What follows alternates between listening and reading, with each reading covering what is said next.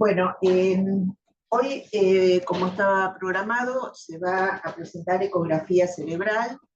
La presentación la va a hacer la doctora Becchiarelli, que es la jefa del servicio de neurología del Sanatorio Tamendi, y la idea es poder identificar, ¿no es cierto?, en la ecografía cerebral las distintas posibilidades que nos ofrece el ultrasonido en el diagnóstico de situaciones de riesgo en el recién nacido.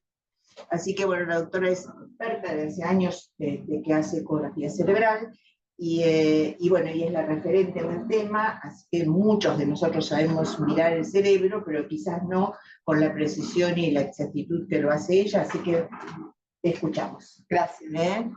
Estás en grabación, así que... Bueno, ¿qué tal? Buenas tardes a todos. Muchísimas gracias para los que están presentes y los que están online. Como bien decía Cristina, es un método simple, sencillo, al alcance de la mano. Si uno puede contar en su unidad con un ecógrafo, realmente uno como médico pediatra, neonatólogo, no necesita ser ecografista para justamente poder valorar determinadas situaciones. ¿Cuáles son las indicaciones o qué características tiene la ecografía cerebral y qué indicaciones? Bueno, primero es un método que no es invasivo. Puede realizarse sin necesidad de trasladar al paciente. Uno acerca el equipo. Y algo muy importante en todo lo que puede ser cómo uno categoriza de útil o no un estudio, es porque tiene alta sensibilidad y especificidad. Entonces eso nos dice que es un estudio que nos es útil. También hay que saber que en nuestra especialidad, la ecografía cerebral se tiene que hacer en los bebés prematuros. Y lo ideal hacerlas en aquellos pacientes que nacen antes de tiempo, o que tuvieron algún tipo de depresión neonatal, o algún antecedente previo, tratar de hacerlo, si es posible, en las primeras 24 horas. ¿Por qué? Porque ahí nos va a hablar si hubo algo prenatal. Por ejemplo, un chico que capaz tiene un stroke, o sea que tiene alguna lesión, uno si ya lo ve en las primeras horas, eso no es, entonces para esas cosas no sirven. O un prematuro que nace y ya tiene un sangrado. Entonces tratar que la primera ecografía sea ideal dentro de las 24 horas, a veces no se puede, dentro de las 24 o 48 horas se considera que es prenatal en general. Si el estudio es normal en un bebé prematuro, en general, lo que dice la bibliografía es que obligatoriamente tiene que hacerse previo al alta y a las 38 o 40 semanas. Pero como ustedes ven, teniendo la posibilidad y el acceso de un ecógrafo al lado del paciente, los bebés son muy dinámicos. Entonces, si es un chico que es prematuro, tiene una ecografía que es cerebral normal, pero a la semana tiene abierto el ductus, o a la semana o a los 20 días se hace una enterocolitis o una sepsis, esos son todos factores que afectan la hemodinamia del bebé, los flujos, y que entonces se puede asociar con algún tipo de alteración a nivel de la ecografía, que lo que uno ve, la ecografía es más simple en relación a lo que puede ser la ecografía cardíaca, que es muy dinámica, porque es como más fija, uno reconoce los cortes, ve las estructuras y demás, pero el dinamismo está dado por cómo ese paciente evoluciona. Entonces, uno sabe que en los flujos de la ecografía, los flujos vasculares varían si el paciente tiene un ductus, si tiene una sepsis, si tiene una enterocolitis. Entonces, esos son momentos que uno dice, bueno, dentro de las 24 horas que tuvo este proceso hay que chequearlo. Lo mismo cuando hay otras problemáticas hidroelectrolíticas. Y por supuesto que si... perdóname, que si hay... me la pasaste, ¿no? Está bien. Si hay evolución, si hay una evolución que es tórpida, dependerá de eso cómo se tiene que controlar. Bueno, el ecógrafo que utilizamos es el que cada uno pueda tener en la unidad. y lo más importante es, por lo menos las cosas básicas, manejarlas y tener en cuenta que uno tiene que utilizar un sensor que tenga cierta multifrecuencia. En general, para los bebés prematuros, esta multifrecuencia es 7,5. Este es el sensor, ¿no es cierto?, en nuestro aparato. Y 5 para un recién nacido de término.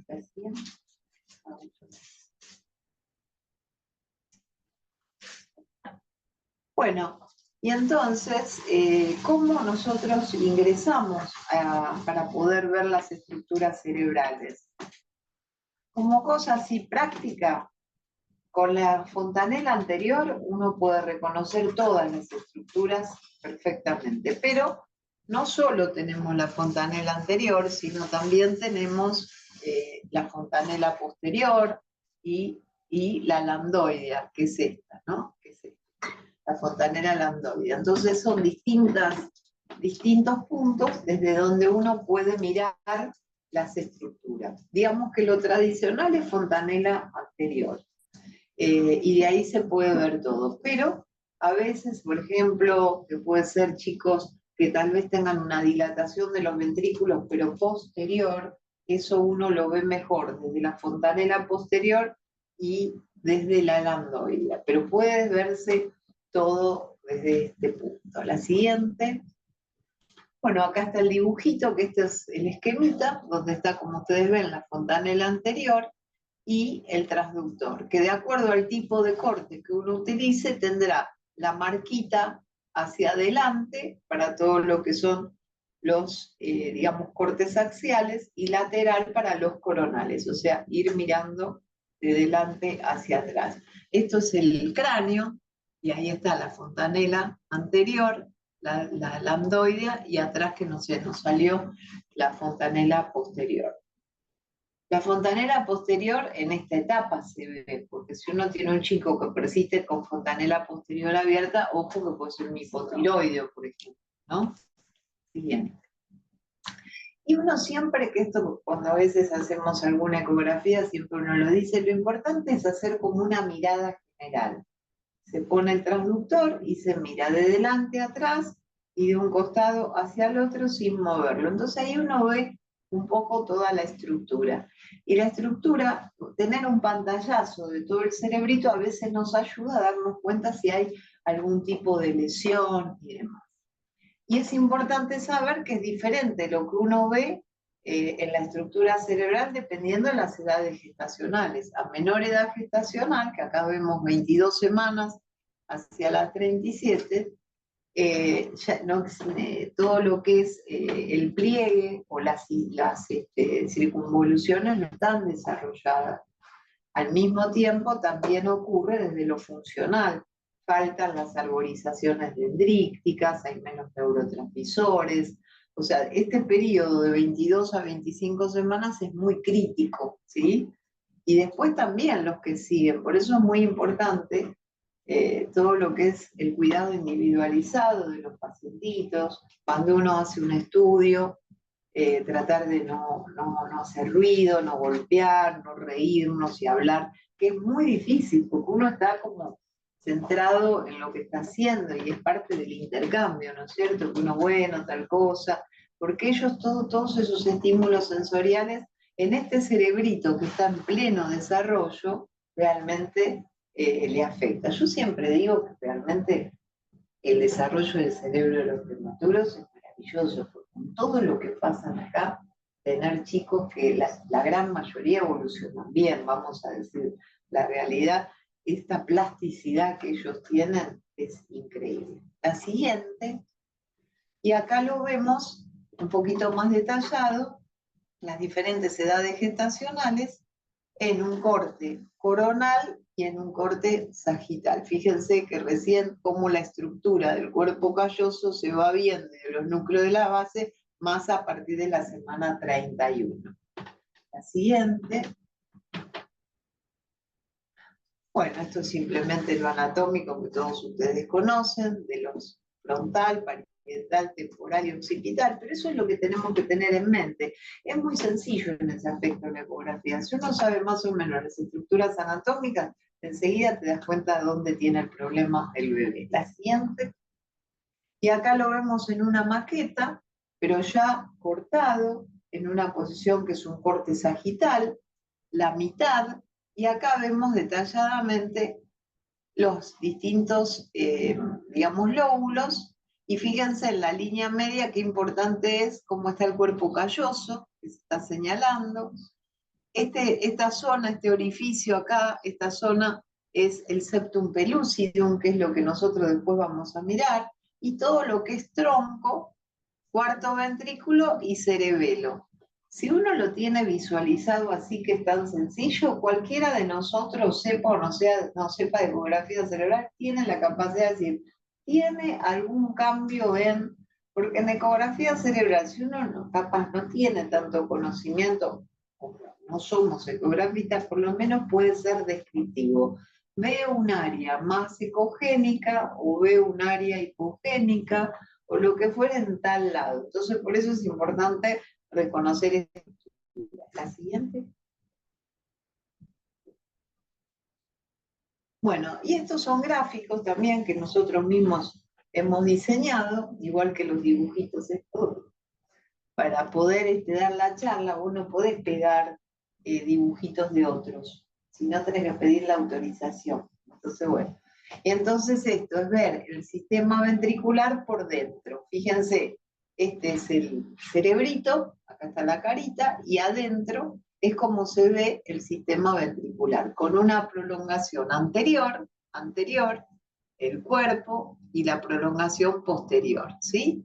Entonces, esto es como uno ve el sistema ventricular desde el punto de vista interno y en un corte sagital.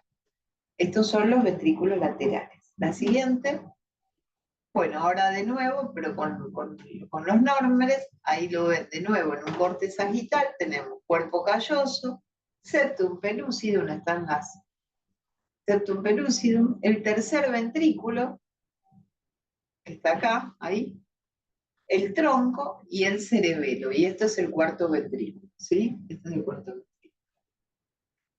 Entonces, lo mismo, y tener la idea de este gráfico es lo más simple. Seguimos. Y entonces, bueno, por eso ahí uno dice, yo me tengo que organizar con algunos cortes y saber qué estructuras voy a ver. Acá en la charla están todos los cortes. No es necesario que ustedes sepan de memoria todos los cortes. De hecho, yo preparé le contaba a Cristina, una más cortita para tener, que la vamos a armar como más sencillita para tenerlo como a mano. Bueno, cortes coronales, en este caso, que son cortes coronales o sagitales. Coronales es así, y sagitales es así. Entonces, en el caso de los coronales, nosotros ¿qué hacemos? El transductor tiene la marquita hacia un costado o hacia el otro. Y entonces lo que vamos viendo es como si uno va cortando las estructuras, desde delante hacia atrás. La siguiente. Y acá está cómo se coloca, se ve la marquita a un costado, y cuando nosotros tenemos que trabajar sobre el bebé, ¿qué hacemos? El transductor está acá puesto y entonces sin moverlo te deslizas así como en péndulo, ¿ves? De delante hacia atrás.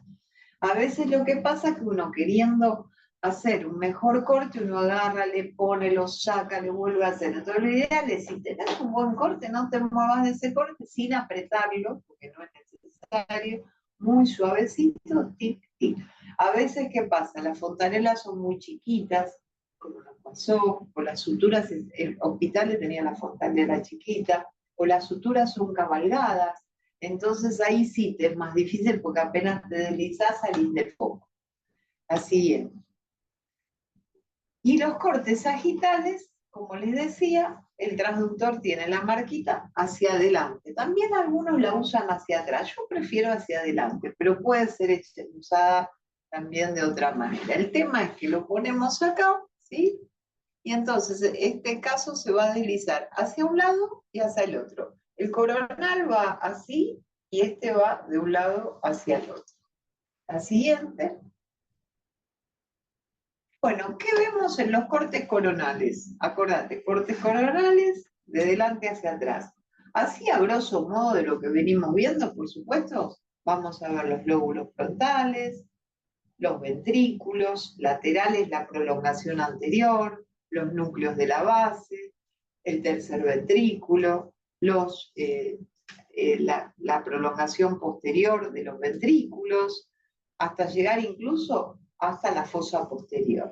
Pero, para más detalles desde lo ecográfico, esto se ha dividido en 6 puntos claves de cortes coronales que no es necesario que uno lo sepa de memoria. Lo importante es saber de dónde parto: frontales, ventrículos, línea media, núcleos de la base, ventrículos posterior y fosa posterior. Entonces, si vamos al corte 1, vemos los lóbulos frontales, las órbitas, la cisura interhemisferia. Seguimos más atrás, los cuernos frontales, los ventrículos laterales, más atrás, los temporales, el cuerpo calloso, el tercer ventrículo, los parietales, cerebelo y occipital. Vuelvo a decir, no es necesario saberse todo esto, pero es anatómico. La siguiente. Y acá un poco, lo vemos, ¿no es cierto? Entonces, si bien están hechos los cortes con un corte que es sagital, es simplemente para que sea más práctico. ¿Ven? El primer corte pasa por el frontal, el segundo corte toma los ventrículos laterales, el tercero toma el tercer ventrículo, parte del tronco, el cuarto y quinto ya son las prolongaciones posteriores y el cerebelo. Si los vemos estos mismos cortes desde la mirada coronal, acá lo vemos también, fíjense, en los primeros cortes que toma los ventrículos laterales, se va expandiendo para un lado y para el otro. Entonces esto es para tenerlo en cuenta con la anatomía. La siguiente. Bueno, y esto sería más práctico, mirarlo con la ecografía. Entonces este es un corte coronal. Coronal porque miramos de acá. Entonces acá, ¿qué vemos? Esto es el lóbulo frontal, la cisura interhemisférica, la prolongación anterior de los ventrículos laterales, y esto es el septum pellucidum que se ve. Si, acá este chico tiene un pequeño sangradito, ves que son los plexos. Si seguimos para abajo, acá ya evidenciamos, estos son los núcleos de la base, de este lado están los temporales, y si seguimos más allá, pues van a ir apareciendo las partes posteriores de los ventrículos. La siguiente, ¿ves? Nos vamos corriendo y acá ya vemos muy bien dibujado los tálamos, ¿sí? A los costados la cápsula interna. Esto, si le pusiéramos el Doppler, ya se ve el polígono de Willis. La siguiente. Estos son todos cortes de acá. Y esto es mirándolo en la práctica. Esta es la cabecita con el ecógrafo viejo, ¿no? La ecografía, la cabecita de la beba, y fíjense, lateralizado la marquita, hace digamos, esa función hacia atrás, y hacia atrás ve esto, ¿sí? Ven que mira hacia atrás, y hacia atrás, ¿qué vemos? Los plexos de los ventrículos laterales, y esto ya, acá tenemos occipitales, ¿sí? Bueno, la siguiente. Bueno, entonces, hasta ahora esto es claro, ¿no? Todos han hecho ecografía, bien. Cortes sagitales. Cortes sagitales, que ya vieron el dibujito. Bueno, acá entonces ya miramos así. Al mirar ahí, nosotros vamos a ver anterior el lóbulo temporal, ¿sí? Después va a seguir digamos, todo lo que es el plexo, los ventrículos laterales, el cuerpo calloso, en su estructura completa o incompleta. Se va a ver tálamo también, y se van a ver también el lóbulo, la arteria temporal. A ver, vamos a mirar este corte. Aquí la siguiente. Bueno, como les mostré antes, ¿sí? ¿Ven? Los distintos cortes por donde pasa. Ahora vamos a lo práctico. Bien. Bueno, fíjense, este es bien un corte sagital medial. Cuando le ponemos acá en el medio, que nos posicionamos así con el pitutito hacia adelante, y acá se ve bien, ¿ven? Todo esto el cuerpo calloso, perfecto. El septum pellucidum, que es lo negrito, es como la ventanita entre los dos hemisferios. El tálamo, que perfecto se ve, esto es plexo, que a veces uno cree que es una hemorragia, no es el plexo que está sobre el núcleo de la base, y fíjense qué bien se ve, se evidencia el tronco. Entonces, bueno, por supuesto, tronco, occipital, acá hay parte del temporal, del frontal y del parietal. ¿Hasta ahora vamos bien? Sí. Acá las chicas que ya son expertas, hacen muy bien esto.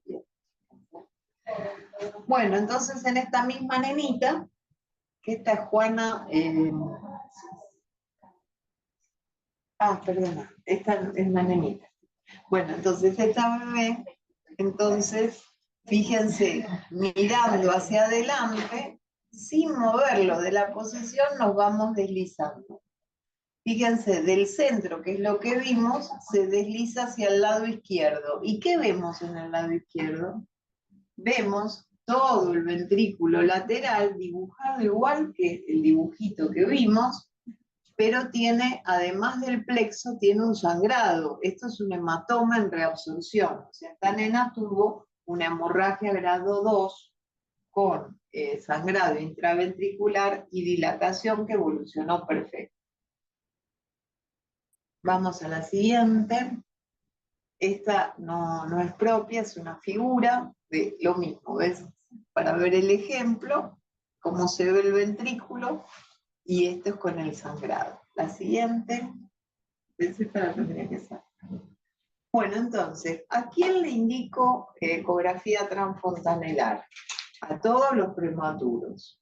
Si llega a haber alguna información prenatal que nos habla de restricción de crecimiento, de alguna malformación del sistema nervioso central, microcefalia, encefalocele, mielomeningocele, alteración del cuerpo calloso, cualquier sospecha de síndrome genético, los pacientes que nacen deprimidos al nacer, hagan encefalopatía o no, algún traumatismo de cráneo, igual también se hace, aunque no sea el método, digamos, más fiel. Pero el traumatismo de cráneo se tiene que hacer ecografía. La restricción de crecimiento, las infecciones, porque a veces pueden hacer abscesos. Porque a veces es un traumatismo pequeño y puede dar un sangrado intraparental. Entonces, eso sí puede detectarlo la ecografía cerebral. Ahora, si es un traumatismo de cráneo y tiene una hematomita laminar, esta información tal vez no lo detecta. Por eso es que si el traumatismo de cráneo es muy importante, en general uno pide una tomografía con ventana ósea, porque la ecografía no detecta fractura, pero sangrado sí. Bueno, la siguiente, por favor. Bueno, y entonces, la hemorragia cerebral en el recién nacido. En general es muy raro que uno encuentre un recién nacido de término que tenga una hemorragia, ¿sí? Salvo muy raras excepciones, que están dadas en general por alguna malformación vascular o algún tumor. Hace un par de años o un poco más de internación conjunta nos llega una nenita que estaba convulsivando, pero convulsivaba focalizadamente. Entonces inmediatamente, mientras la asistíamos, le pusimos apenas a apoyar el transductor y se vio que tenía un sangrado en todo el área frontal. O sea, eso es importante, ya te da un diagnóstico. Vos ahí ya decís, bueno, algo tuvo, algo pasó. En el prematuro, en cambio, es mucho más frecuente. ¿Por qué? Porque los prematuros tienen un tejido que se llama matriz germinal. Es un tejido muy vascularizado que empieza a retraerse o a retirarse a partir de las 34 semanas. Entonces, en un prematuro de 35, 36 semanas o de término es más raro tenerlo, pero cuando hay muchos factores de riesgo, uno sí puede, le hace igual. La siguiente, esto para vos, con el curso que estás haciendo, esto es muy elemental. Bueno, ¿quiénes tienen riesgo de hemorragia cerebral entonces? Repetimos de nuevo. Todos los menores de 1.500 gramos, todos los menores de 32 semanas, todos los que tengan morbilidades asociadas, los embarazos múltiples, ciertas patologías maternas, como puede ser la hipertensión, el desprendimiento placentario, la encefalopatía, y en general, como dije antes, los mayores de 34 o 35 tienen mucho menos riesgo por esto del tejido de la matriz germinal que prácticamente desaparece. La siguiente. Perdón. Sí. ¿Qué tipo de patología materna? Por ejemplo, un desprendimiento placentario y la hipertensión, o púrpura trombocitopénica idiopática, o sea, todo lo que pueda estar relacionado con la coagulación o con el sangrado o hipertensión arterial. Igual en diabetes, si es una diabetes insulino dependiente, que no está controlada, también le mirás porque a veces puede haber alguna problemática, ¿no? Bueno, entonces, clasificación. ¿Cómo la clasificamos? En grado, esta es la clasificación tradicional que todavía se sigue utilizando. Grado 1 es cuando está localizada, ahí sin dilatación vemos apenas refringente el plexo. Grado 2 es cuando la hemorragia ya está en el ventrículo y se dilata, pero no llega a ser una dilatación. Grado 3 es la hemorragia en el ventrículo más dilatación, y grado 4 es cuando ya se extiende al parénquima. ¿Sí? La siguiente. Bueno, es esto, el grado 4 que se extiende al parénquima. Yo igual te digo, lo que es la práctica, ojo también, dice, porque los chicos prematuros tienen distintas medidas de los ventrículos. Depende mucho de la edad gestacional, como también cuando el bebé está en la vida intrauterina. Hay toda una serie de parámetros y de mediciones de media, más o menos del bioestándar, que varía de acuerdo a la edad, al peso y sobre todo a la edad gestacional. Entonces, lo que no hay que hacer es apurarse con decir, y ya lo hemos visto, con decir, este chico tiene un grado 3, porque capaz simplemente sangró, está un poquito dilatado, y el chico a la semana de cesis ya se normalizó. Entonces, ojo con los rótulos, ¿cierto? Igual de esto hay mucho escrito, uno no tiene que basarse en lo que uno ve en la imagen o lo que te informan, sino ver todo el conjunto siempre. La imagen y el estudio complementario es eso, es un estudio que complementa siempre la clínica del paciente y el seguimiento a lo largo del tiempo. Bueno, acá vemos en esta imagen, fíjense, el ventrículo un poquito dilatado, está dilatado, acá vemos el plexo con refringencias internas, quiere decir que todavía está con algo de sangrado, y el hematoma en reabsorción. ¿Por qué me atrevo a decir reabsorción? Porque se ve hipodenso en el medio y los bordes están congestivos, entonces seguramente se ha sangrado más y ahora se está retrayendo. La siguiente. Bueno, en este caso es ver el sangrado de ese chiquito que les conté en el corte coronal. Entonces, mirándolo en el corte coronal, fíjense que uno ve los ventrículos laterales con la prolongación anterior, la línea interhemisférica y ahí el sangrado en todo el lóbulo frontal, que no es poco, pero bueno. La siguiente. Bueno, esta es otra imagen, pero ya de este mismo paciente, pero con cavitación. Fíjense, lo mismo, otra posición también, pero esto es un corte sagital, ¿sí? Con un grado 3 de hemorragia, porque hay dilatación y sangrado, pero si miramos hacia arriba, ahí que tenemos una cavitación. Entonces este es corte parasagital, o sea, sagital es en el medio, y cuando te vas a los lados es parasagitario. La siguiente, derecho o izquierdo. Y esto es correlacionándolo con la anatomía patológica, que esto me lo facilitó Cintia, la anatomopatóloga, el Magdalena, y fíjense cómo se ve en un prematuro de 25 semanas una hemorragia grado 3. Si ustedes ven los distintos cortes, están dilatados todo el sistema ventricular y cómo está lleno de sangre y de coágulos. Pensar que muchos de estos chicos después siguen, bueno, a veces tienen sus repercusiones. Por ejemplo, este nene Juan Bautista Remoli, está divino, enorme, nutricionalmente, la verdad que no fue bien, muy bien. El nene es divino, aparte se conecta a todo, pero él tuvo un sangrado muy importante. Recuerden que le tuvimos que poner el botón, y este chiquito, bueno, hay que controlarlo en lo neurológico, tiene grandes avances, pero lógicamente su repercusión estuvo, decir que tiene una mamá sumamente dedicado, la pareja de la señora excelentes, entonces el chiquito vos lo ves y va evolucionando para mejor, ¿no es cierto? Bueno, la siguiente, bueno, esto que tiene muchas cosas es simplemente decirles que cuando hay un sangrado se produce una dilatación de ese ventrículo, y a veces esa dilatación, que se llama ventrículomegalia poshemorrágica, persiste en el tiempo. Ustedes lo han visto muchas veces en prematuros que han sangrado de manera importante, que durante cierto tiempo uno los tiene que controlar porque esos ventrículos no se achican. Entonces, bueno, esto puede ocurrir en un 35% de los pacientes que tienen hemorragia intraventricular.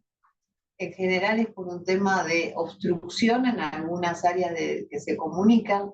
Es bastante frecuente que la obstrucción sea o en el acueducto de Silvio o en la salud del cuarto ventrículo.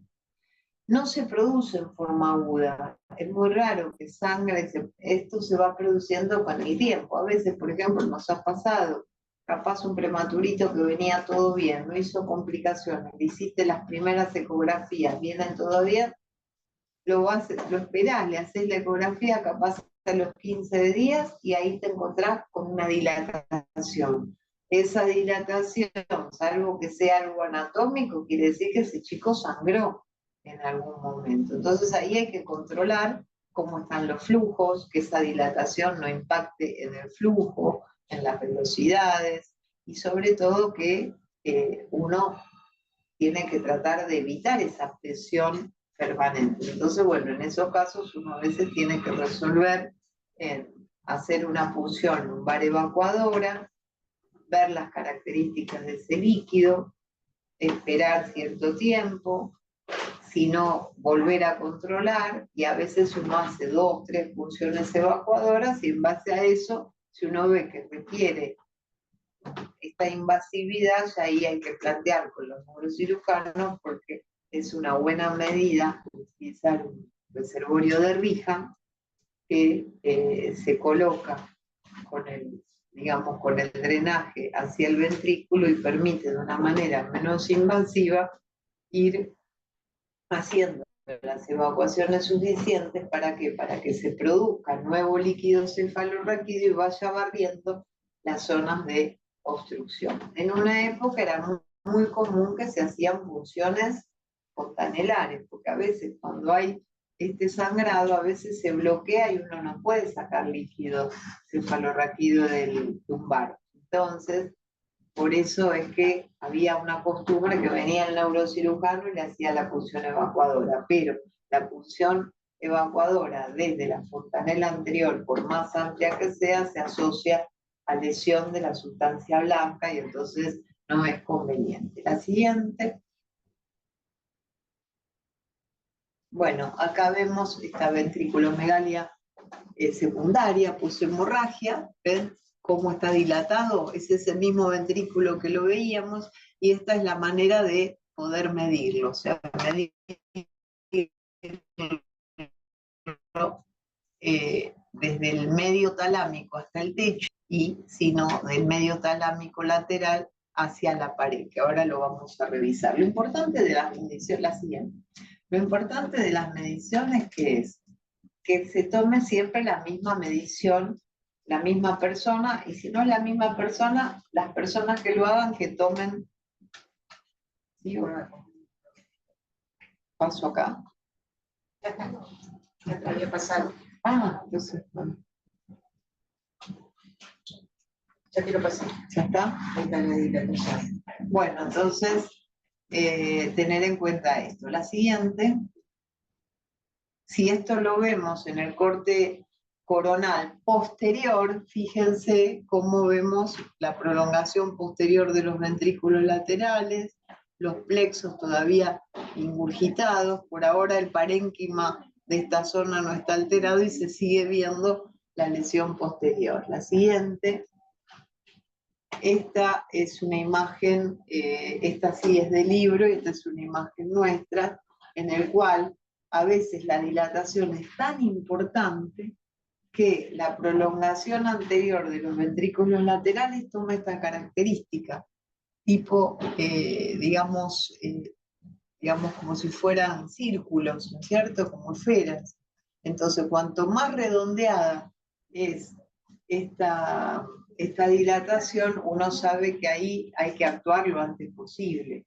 Entonces, cuando uno ve esto, ahí hay que también tomar las medidas, ver los flujos y demás. En esto quedó la dilatación después que se resolvió la hemorragia. Ya ven que le quedó ahí un poquito. Y esto es para ver los flujos de cómo drena el líquido cefalorraquídeo. La siguiente. Bueno, esto viéndola en otra diapo, prolongación anterior con corte coronal, dilatación de los ventrículos laterales anteriores. Fíjense la cisura interhemisférica, cómo se ve una separación entre los lóbulos frontales. Esto se da cuando el chico aumenta el perímetro cefálico, hay como una especie de higroma.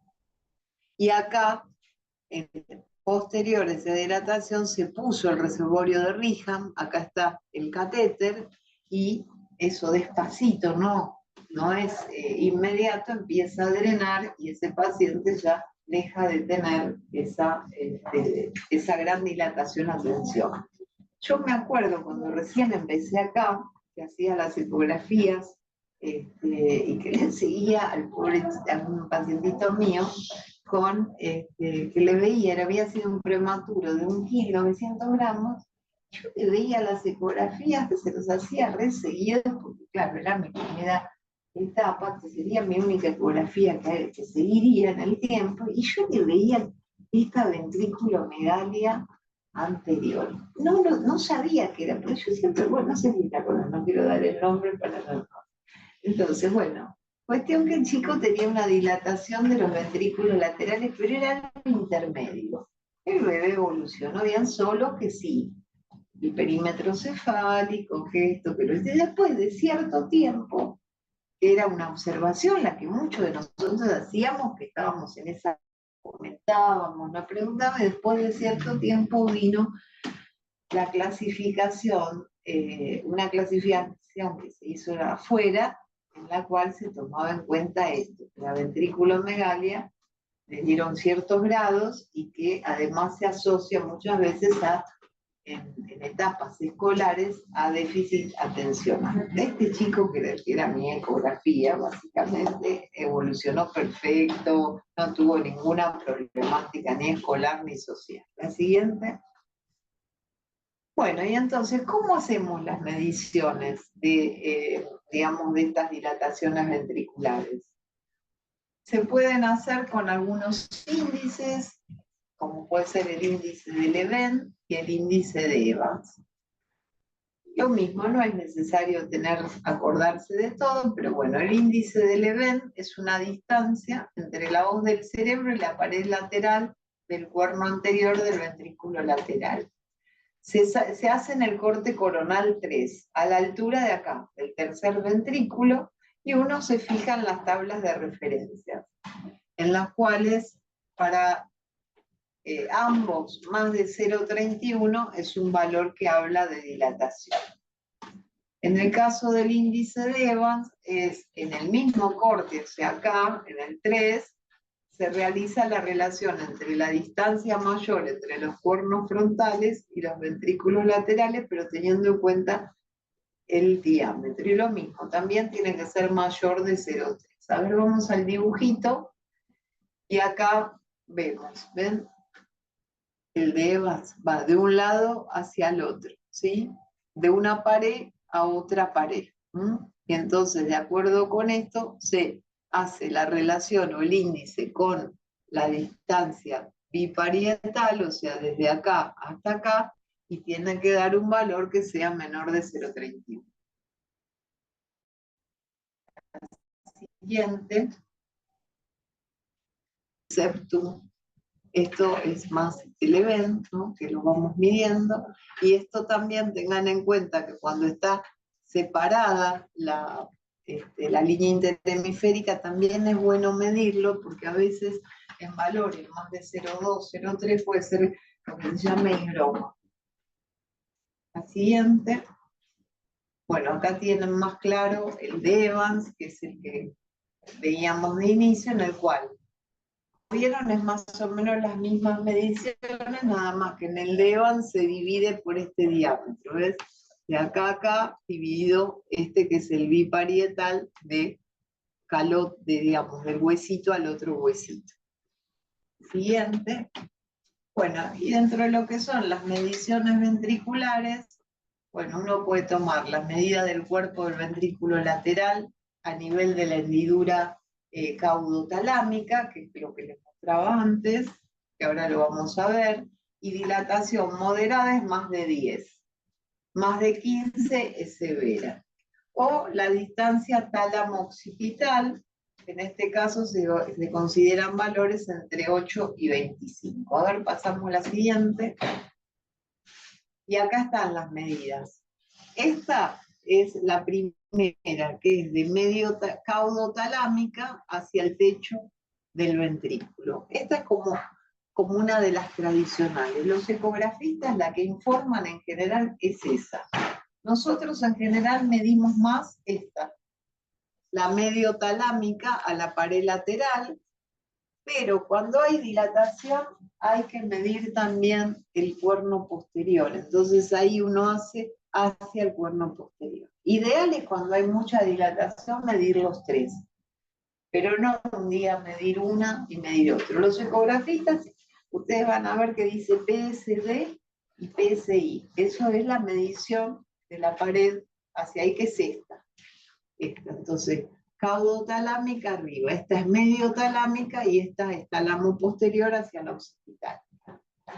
Bueno, esto lo vamos a hacer las prácticas, yo o la doctora Bernal, que los viernes hace las prácticas. Ahora, muchas veces estas dilataciones fueron secundarias a una hemorragia o secundarias a alguna patología, como puede ser una enterocolitis necrotizante y demás, y entonces en el chico uno ve que sigue la dilatación, pero que en realidad hay ya lesión del parénquima. Entonces ahí es donde aparece la leucomalacia periventricular. Cuando uno habla de leucomalacia periventricular, habla en forma directa de asociación a compromiso del neurodesarrollo.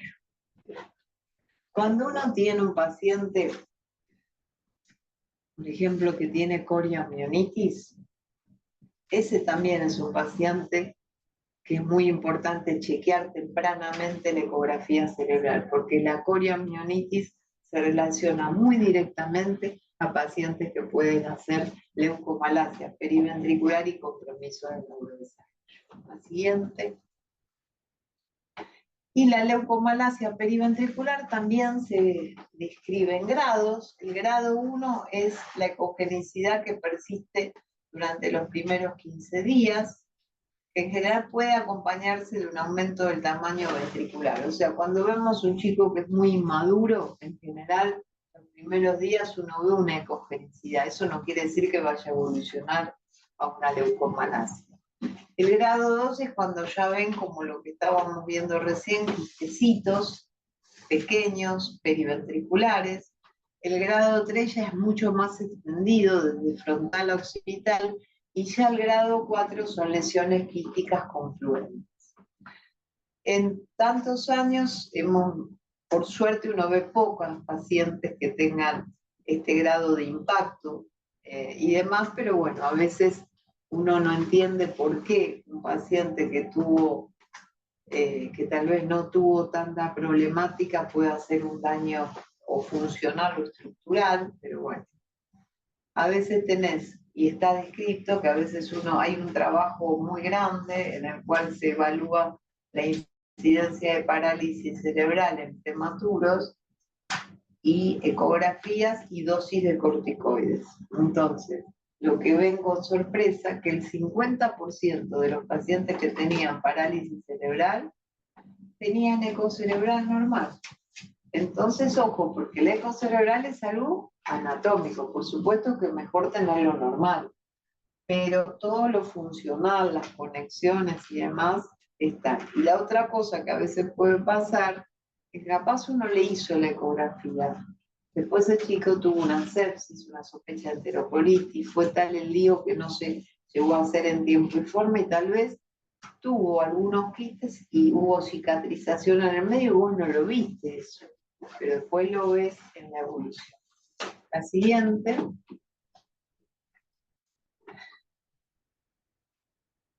¿Pasamos? Sí.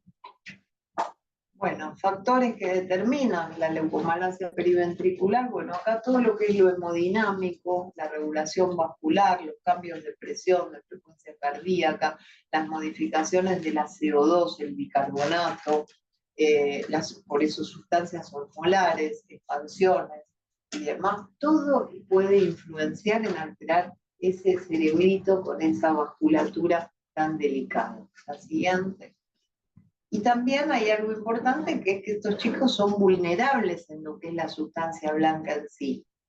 Esto, de hecho, se da como base principal, es que el prematuro tiene una inmadurez muy importante en todo lo que es el sistema de la inflamación y en el estrés oxidativo.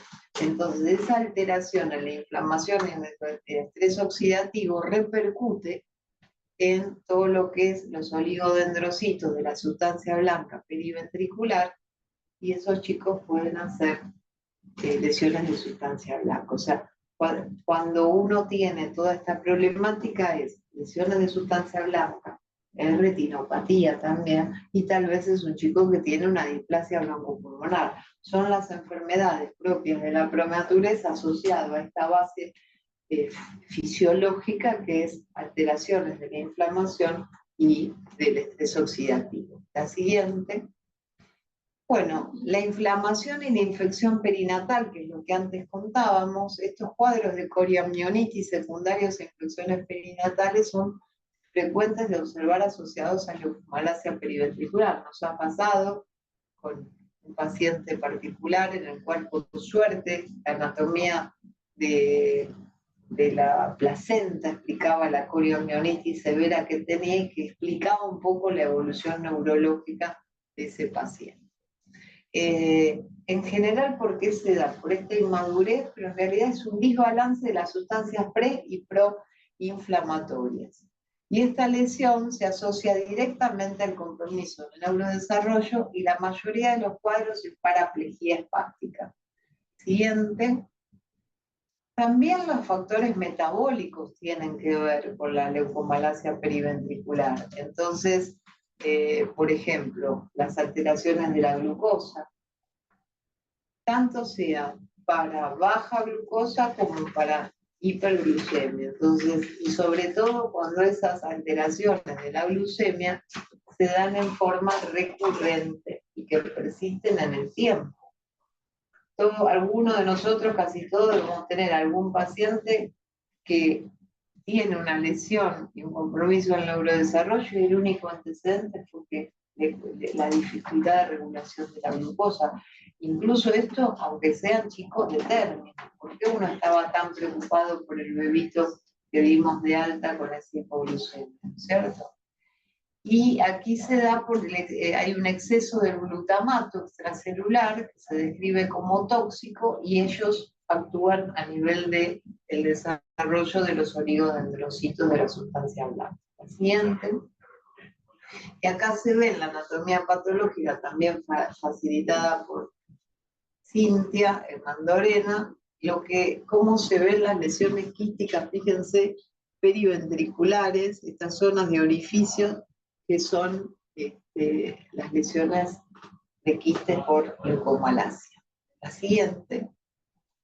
Entonces, desde el punto de vista histológico, ¿qué vemos ahí? Hay una necrosis focal coagulativa de evolución rápida, y esto se produce en horas, y es secundario a una injuria hipóxico-isquémica que afecta a las diferentes células y que en los siguientes 10 a 20 días puede evolucionar a quistes. O sea, pongámosle, el chico tuvo tal o cual alteración, en ese momento tal vez no vemos nada o vemos un poquito de refringencia. Si uno sabe que ese chico estuvo muy comprometido, a los 10, 15 días hay que mirarle de nuevo porque puede tener quistes. La siguiente.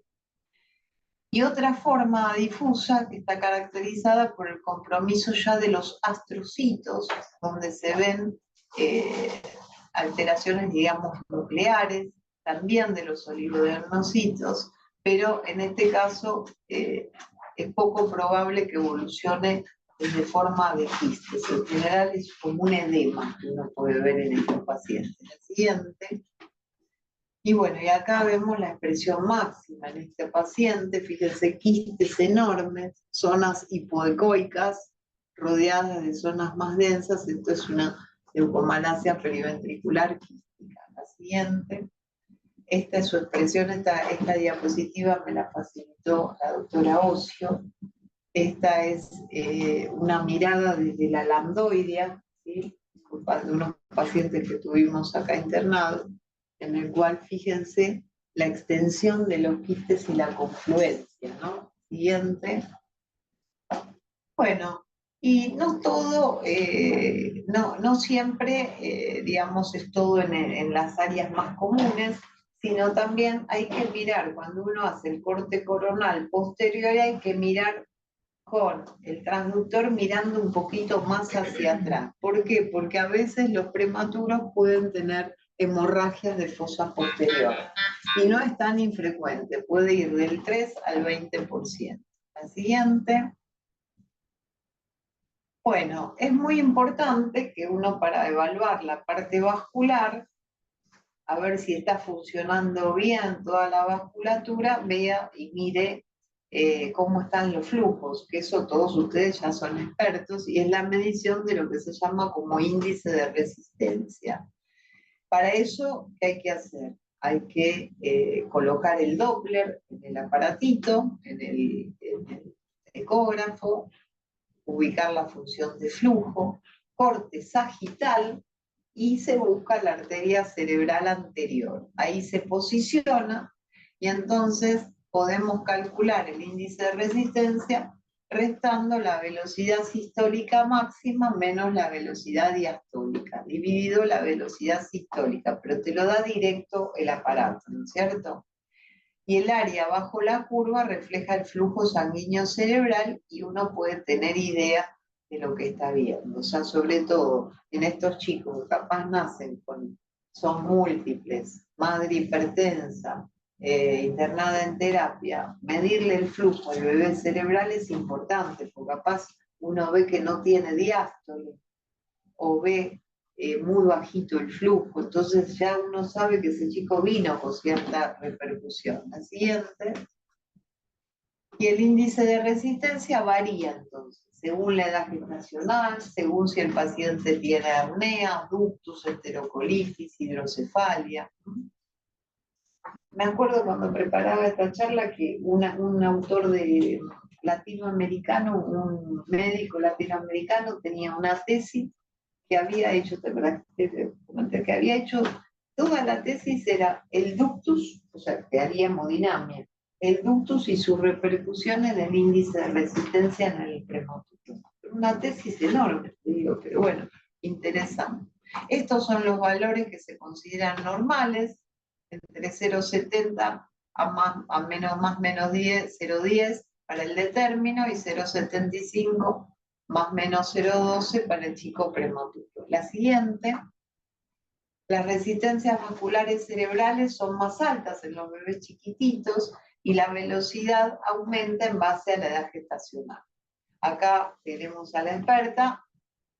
En los pacientes con ductus hemodinámicamente significativos se evidencia un índice de resistencia que va a estar más alto. Y es importante también mirarlo. Por eso, si un chico tiene ductus o tiene enterocolitis o tiene apneas, mirarle el eco cerebral suma.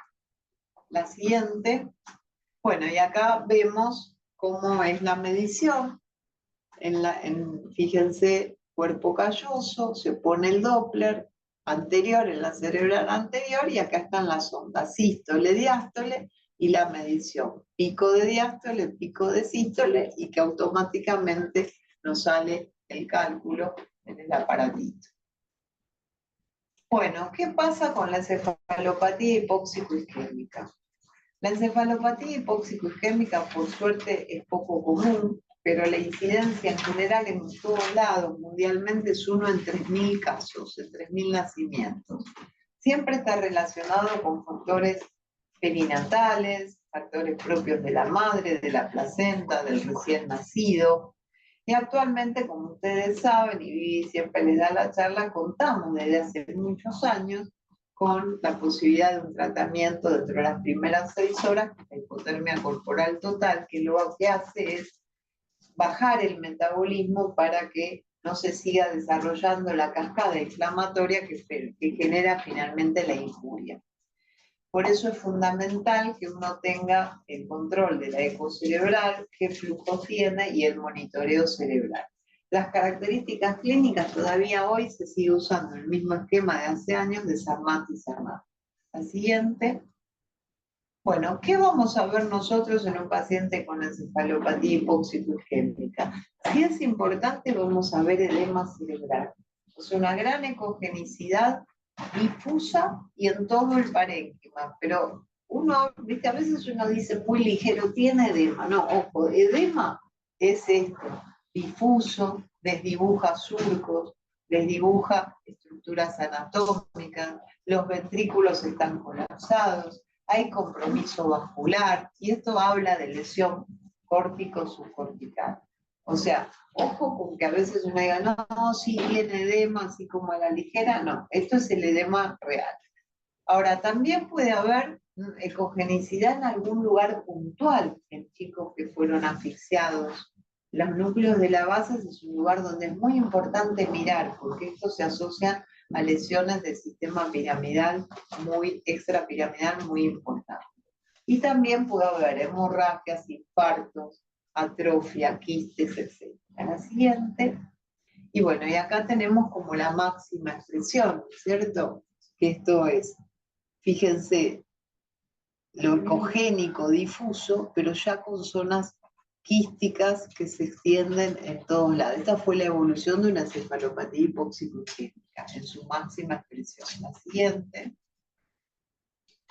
También podemos encontrar en los bebés malformaciones vasculares, que son bastante poco comunes, pero pueden haber, que son malformaciones arteriovenosas. Es importante, si uno tiene la sospecha que hay una malformación, siempre mirar la fontanela, auscultar la fontanela, auscultarlo, porque si hay una malformación, una fístula, vamos a sentir un soplo. Entonces eso a veces nos puede hacer sospechar. Las malformaciones son congénitas, se producen en etapa de angiogénesis, pueden ser arteriovenosas, pueden ser cavernosas, telangiectasias, y son bajas en incidencia, pero pueden salir. Eso es un chico recién nacido, 1, 2, 3 días de golpe debuta con convulsiones, corriendo hay que detectar que no sea una hemorragia por alguna malformación. Es importante cuando se realiza el estudio ecográfico observar los flujos. Entonces, cuando uno mira la ecografía, como dijimos de inicio, dar un pantallazo general, mirar en general y poner el Doppler como para ver si hay algún poquito lleno o vascularizado. La siguiente. Malformaciones vasculares, entonces a propósito de un caso, asistimos la malformación aneurismática de la vena de Galeno, que es una rara anormalidad congénita que puede causar morbilidad y mortalidad. Son fístulas arteriovenosas entre las arterias coroidal y cuadrigeminal por un saco venoso en línea media. Comprende el 30% de las malformaciones vasculares pediátricas y el 1% de las cerebrales congénitas pediátricas, o sea, es 1 en 25.000 recién nacidos. Este fue un chico que lo estaba viendo una de las doctoras de internación conjunta, que me acuerdo que yo estaba haciendo ecografía, se acerca y me dice, mira, los padres me dicen que algo tiene el chico que habían consultado con la doctora Azúcar. Le digo, qué raro que no nos digan nada. Bueno, tráemelo. Y cuando le pongo el ecógrafo se veía ese ovillo vascular en zona media y era esta malformación. El chico evolucionó, primero la idea era tenerlo estable, pero empezó a entrar en insuficiencia cardíaca. Entonces ahí, por eso se hicieron las embolizaciones varias veces, pero bueno, evolucionó, por suerte, hasta que supimos todo muy bien. La siguiente.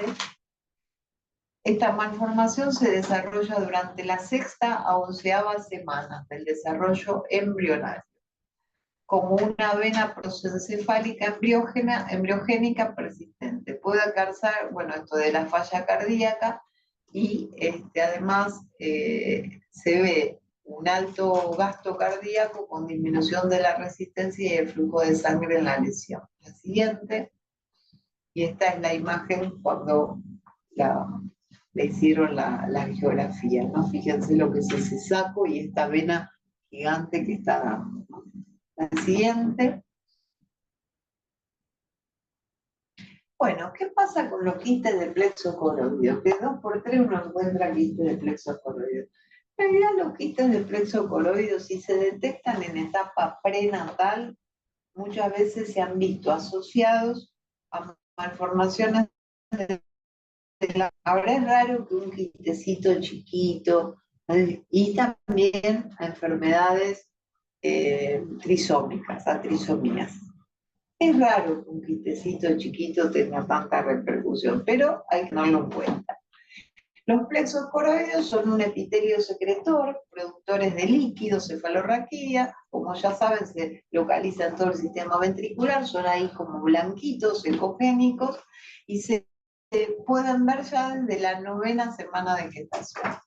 Los quistes de plexo coroideo en general son únicos, pueden ser múltiples, uniobilaterales, se puede detectar prenatalmente o en el 2º trimestre. En general, los que se detectan prenatales y que son notorios van asociados, como les dije, a casos de trisomía, como la 21 y la 18. Siguiente.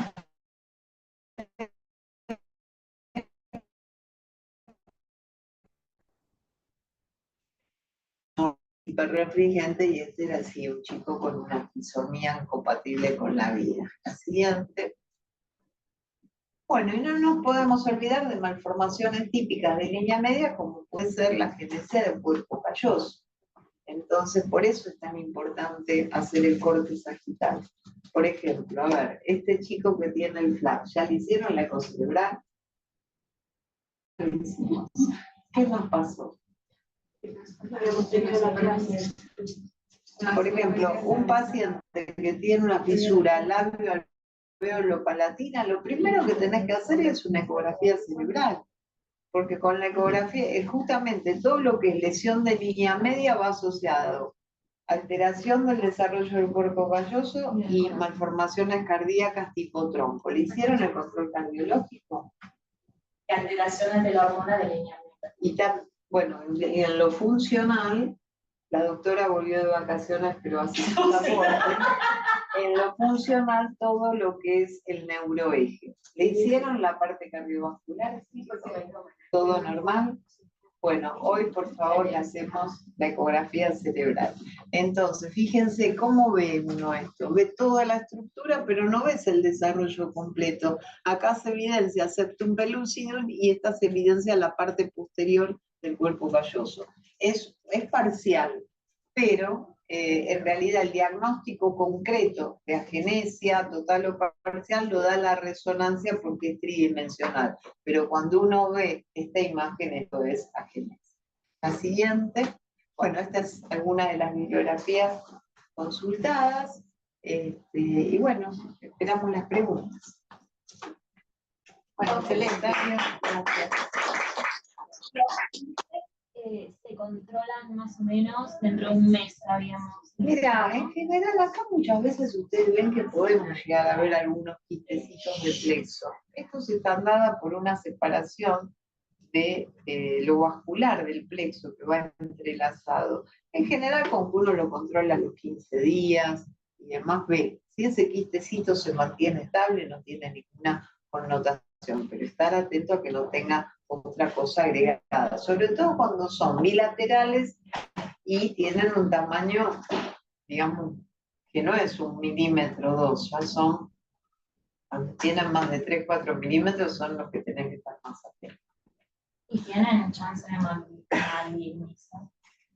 No, esto no está relacionado con ningún tipo de alteración desde el lado, claro, no, esto, lo único que puede estar, que está descrito en los estudios perinatales es esta asociación que te digo, quistes de importancia prenatales y tempranos, uno tiene que mirar muy bien que no haya algo cardiovascular, que no haya algo genético, sobre todo, y de las manos. La verdad que en todo el tiempo que uno ve ecografías, más de 20 años, no recuerdo haber tenido más que que fue un caso que vimos con Sione, que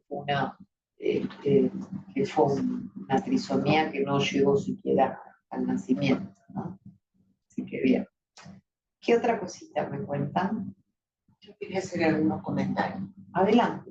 El primero, bueno, que es la ventaja que tiene recién nacido de tener una fontanela, que es el acceso directo al cerebro, ¿no es cierto?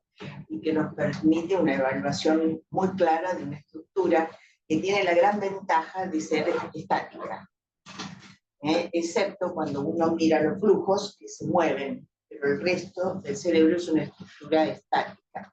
Esto hace de que también el aprendizaje de la ecocardiografía cerebral nos resulte un poco más sencillo y que sea muy importante el desarrollo de la experiencia en mirar y mirar y mirar para poder identificar las distintas situaciones que pueden presentarse, de la cual Carmen tiene amplísima experiencia, porque creo que desde los inicios de la ecografía cerebral vos estuviste ahí, y claro, igual siempre hay algo más. Siempre todo paciente es diferente y toda situación suele ser diferente.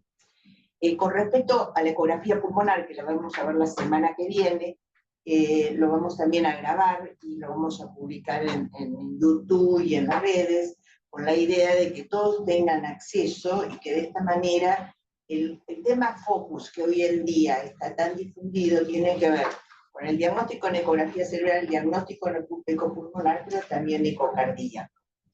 El aprendizaje de todo esto obviamente va aumentando en complejidad, sin embargo, porque el pulmón también se mueve, sin embargo, se puede identificar con más claridad porque es menos amplio lo que uno puede llegar a ver, y está bastante claro, así que lo vamos a escuchar con Viri, que es la que más ha desarrollado esto el día martes que viene.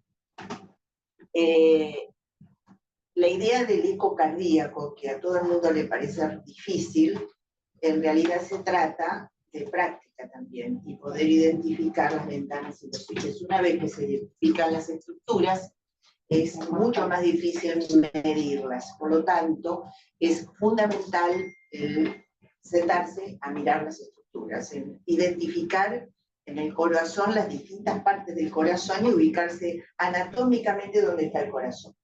Yo creo que todos los que están haciendo los cursos continuados que estamos haciendo de eco funcional, bueno, los chicos todos identifican perfectamente las estructuras, y ahora en julio vamos a evaluar cuánto han realmente aprendido de esta continuidad de los cursos.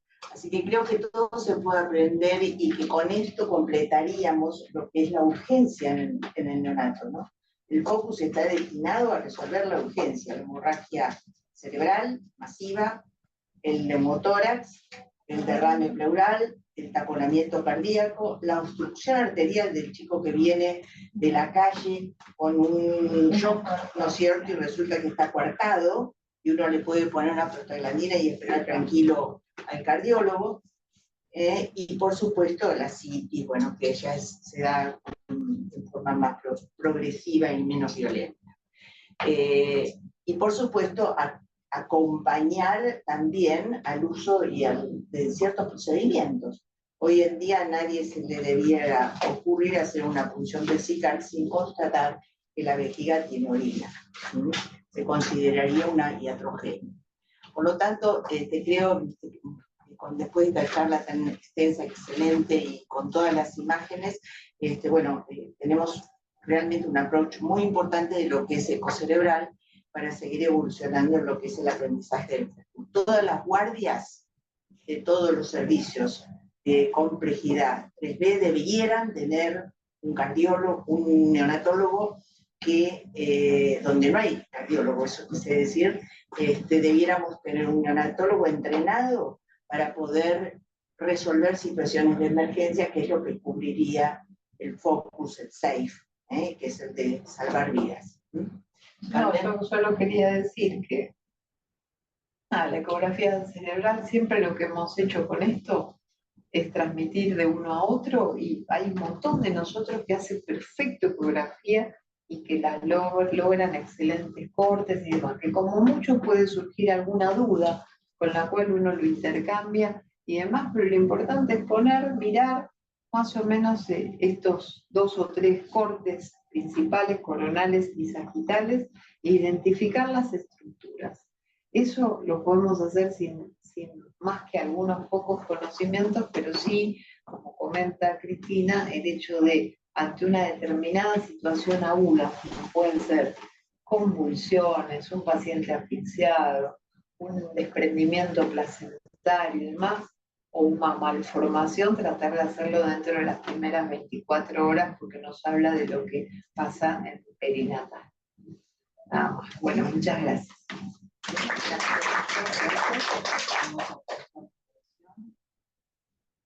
Bueno, bien, ahora todos podemos hacer vos haces muy bien. En el alineamiento,